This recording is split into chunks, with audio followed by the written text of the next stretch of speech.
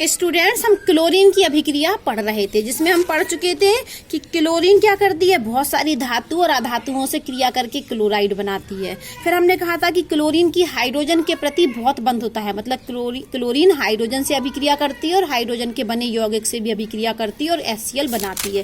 फिर हमने पढ़ा क्लोरीन की अमोनिया से अभिक्रिया, क्लोरीन की अमोनिया से अभिक्रिया। तो जब क्लोरीन की मात्रा कम होगी और अमोनिया की मात्रा ज्यादा होगी तो अमोनियम क्लोराइड बनेगा, और क्लोरीन की मात्रा ज्यादा होगी और अमोनिया की मात्रा कम होगी तो एक विस्फोटक पदार्थ बनेगा NCl3।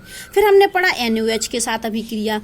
तो जब डाइल्यूट NaOH होगा और ठंडा NaOH होगा तो हाइपोक्लोराइड बनते हैं, और जब गर्म और सांद्र NaOH होगा तो क्लोरेट बनते हैं। और जिसमें हमने कहा था कि ये जो क्लोरेट, ये वाली जो अभिक्रिया है क्लोरीन की गरम और सांद्र NaOH के साथ, यह एक असमानुपात अभिक्रिया है। क्वेश्चन भी था कि ये एक असमानुपात अभिक्रिया है। क्यों है? क्योंकि इसमें क्लोरीन का ऑक्सीकरण भी हो रहा और अपचयन भी। यहाँ क्लोरीन की ऑक्सीकरण अवस्था 0 है और यहाँ क्लोरीन की ऑक्सीकरण अवस्था +5 है और यहाँ क्लोरीन की ऑक्सीकरण अवस्था -1 है। तो यहाँ कितनी हो गई ऑक्सीकरण अवस्था संख्या? 0 से 5, मतलब बढ़ गई। ऑक्सीकरण अवस्था का बढ़ने का अर्थ है, ऑक्सीकरण संख्या का बढ़ने का अर्थ है ऑक्सीकरण, और यहाँ 0 से -1 हो गई। तो ये तो ऑक्सीकरण संख्या में क्या हुई? कमी, और कमी होने का मतलब है अपचयन हुआ। तो यहाँ इस अभिक्रिया में क्लोरीन का ऑक्सीकरण भी हो रहा और अपचयन भी हो रहा, इसलिए इस अभिक्रिया को हम असमानुपात अभिक्रिया के नाम से जानते हैं। आज हम पढ़ने वाले हैं कि क्लोरीन बुझे हुए चूने के साथ अभिक्रिया करती है। क्या करती है क्लोरीन?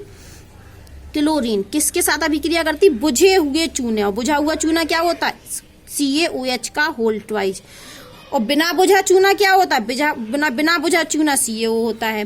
तो यहाँ पर हम पढ़ रहे हैं कि जो क्लोरीन होती है और यदि वो बुझे हुए चूने से अभिक्रिया करे तो क्या बनाती है? विरंजक चूर्ण बनाती है।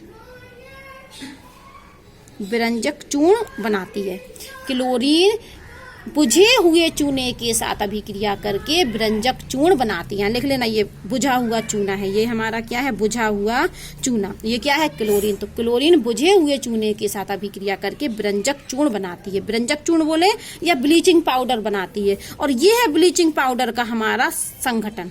ये हमारा क्या है? ब्लीचिंग पाउडर के संघटन। ब्लीचिंग पाउडर में ये होता है, तो यहाँ पर ये बन जाता है।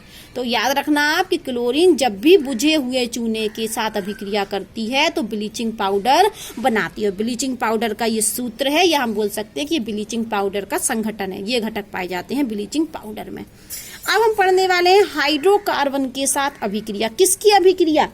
क्लोरीन की अभिक्रिया। तो हमने ये क्लोरीन ले ली, और यहाँ क्लोरीन की अभिक्रिया किससे करनी? हाइड्रोकार्बन से। तो हमने यहाँ पर मीथेन ले लिया। मीथेन क्या है? हमारी हाइड्रोकार्बन। और प्रकाश की उपस्थिति में ये अभिक्रिया होती है और हमारा बन जाता है CH3Cl और HCl। क्या बन जाता है? HCl। अब हम ले लेते हैं अपनी कोई एथिलीन ले ली हमने, C2H5। इसकी अभिक्रिया भी हमने किससे करा दी? क्लोरीन से, लेकिन ये हो जाती है कक्ष ताप पर, रूम टेम्परेचर पर। और यहाँ बन जाता है C2H4Cl2, और ये ठीक है। इसका नाम क्या है? 1,2 डाई क्लोरोएथेन। तो क्लोरीन की अभिक्रिया किससे पढ़ ली? हाइड्रोकार्बन से। ये भी हाइड्रोकार्बन, ये भी हाइड्रोकार्बन। इस तरीके से क्लोरीन हाइड्रोकार्बन से अभिक्रिया करती है। मीथेन से प्रकाश की उपस्थिति में होती है, जबकि इथीन से रूम टेम्परेचर पर यह अभिक्रिया हो जाती है। अब एक बात बहुत इंपॉर्टेंट है, ये तो और इम्पोर्टेंट है, कि क्लोरीन के द्वारा ऑक्सीकरण। क्लोरीन में ऑक्सीकरण का गुण होता है। क्लोरीन किस किस को ऑक्सीकरण कर सकती है? फेरस को फेरिक में। किसको? फेरस को फेरिक में। सल्फाइड को सल्फेट में। सल्फर डाइऑक्साइड को सल्फ्यूरिक अम्ल में।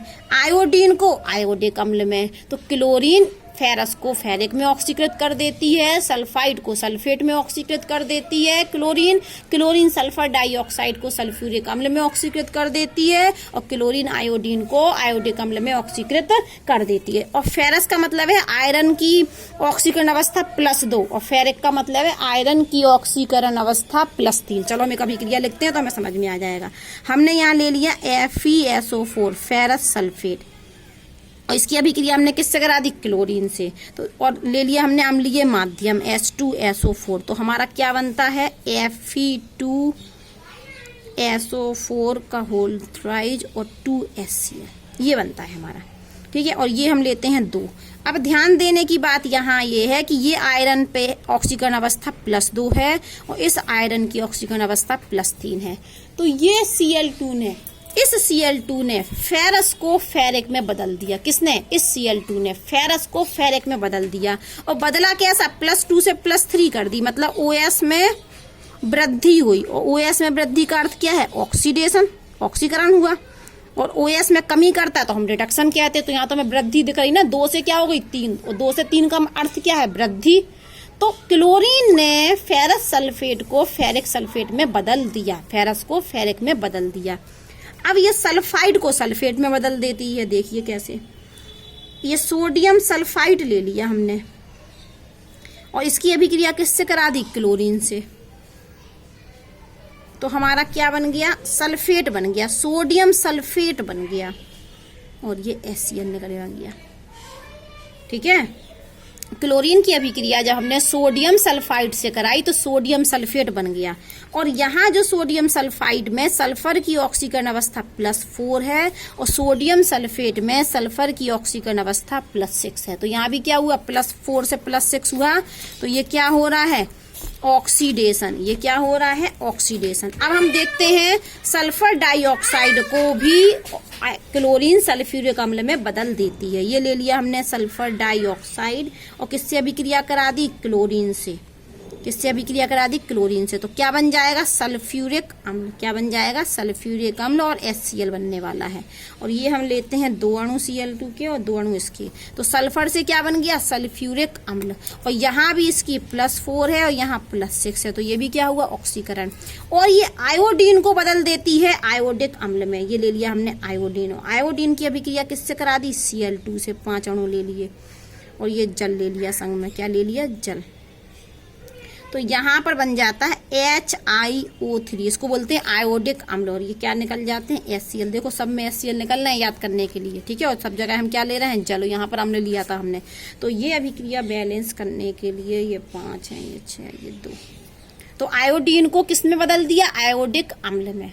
ठीक है, आयोडीन को किसने बदल दिया? आयोडिक अम्ल में। यहाँ पर आयोडीन की ऑक्सीकरण अवस्था 0 है और यहाँ पर +5 है। तो ये भी क्या हुआ? ऑक्सीकरण। ये भी क्या हुआ? सब जगह वृद्धि हो रही है। तो हमने सीख लिया कि क्लोरीन फेरस को फेरिक में ऑक्सीकृत करती है, सल्फाइड को सल्फेट में ऑक्सीकृत करती है, क्लोरीन सल्फर डाइऑक्साइड को सल्फ्यूरिक अम्ल में और आयोडीन को आयोडिक अम्ल में ऑक्सीकृत करती है। अब हम पढ़ने वाले हैं एक और गुण कि Cl2 में प्रबल व्यंजक गुण होता है। प्रबल व्यंजक गुण क्या होता है कि यदि Cl2 की अभिक्रिया हम जल से करा दें तो ये क्या बना लेती है? HCl बना लेती है, क्योंकि हाइड्रोजन के प्रति इसकी बहुत बंधुता है।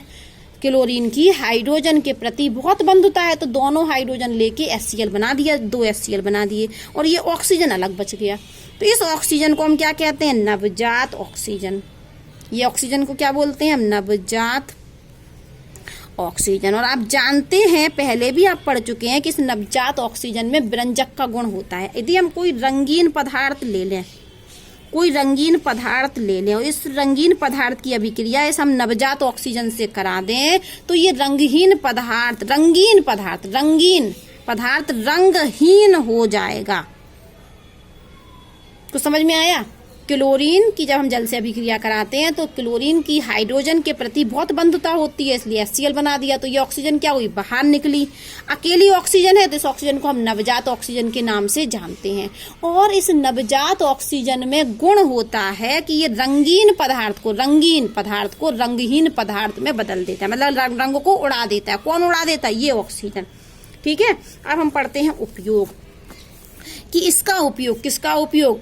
क्लोरीन का उपयोग काष्ठ लुगदी, कागज के उत्पादन में, रियोन वस्त्र के उत्पादन में, रियोन का रेशा होता है ना, कागज के उत्पादन में, रियोन के उत्पादन में, वस्त्रों के व्यंजक में, वस्त्रों को रंगहीन करने में। ठीक है, सोने और प्लेटिनियम के निष्कर्षण में भी उपयोग होता है। बहुत सारी रंजक में, डाई में, औषधि में, बहुत सारे कार्बनिक पदार्थ को बनाने में, जैसे CCl4, CS, Cl3, DDT आदि के उत्पादन में क्लोरीन की सहायता से हम कार्बन टेट्राक्लोराइड बनाते हैं, क्लोरोफॉर्म बनाते हैं, DDT बनाते हैं, बहुत सारे पदार्थ, कार्बनिक पदार्थ हम बनाते हैं। और यहाँ तक कि पानी को शुद्ध करने में भी, पानी को जीवाणु रहित करने के लिए भी हम क्लोरीन का इस्तेमाल करते हैं।